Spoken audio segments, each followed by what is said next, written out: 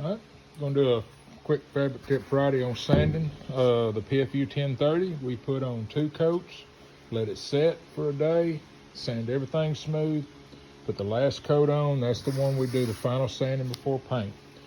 As we know, if we just run a rough Scotch pad over everything to give everything a mechanical bond and paint it, our paint flows out really nice and shiny, and you're no doubt going to be happy. But when you walk around Oshkosh and places and you see these paint jobs that are just perfect, take note that them didn't just happen accidentally. This, if you look, I mean, I have a habit of someone, getting on one of the sites and going, look how shiny this is. Well, the first thing I do is start doing this and blowing it up and looking at the orange peel. We don't want any orange peel on our final paint.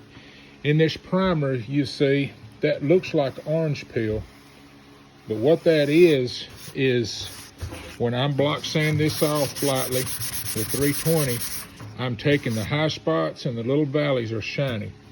The paint will never contour to that. What you're looking for is right here was a little tiny speck of primer or whatever, and when you sand it over it, you hit the high spot and you made this little donut. That's what you're looking for. I can kind of feel that. Well, if I can kind of feel it, the paint may flow around it and flow it in. But what you want to do is look at the light and go to those spots and just rub that out.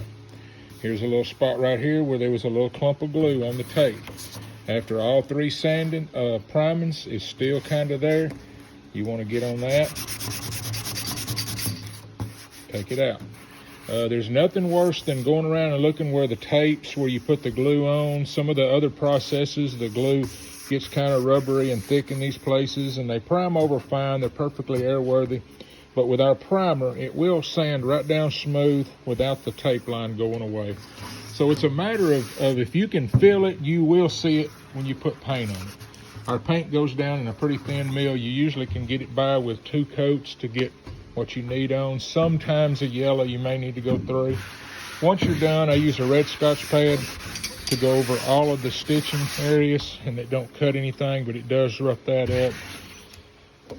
Right now is the time that if all of your hinges look really good, I'm a stickler about making neat, fabric lines around, making sure I prime them in good. And after my last priming, I take my tape off of these because I don't like to get fabric primer all up on these where they've been primed, so your paint will be on those.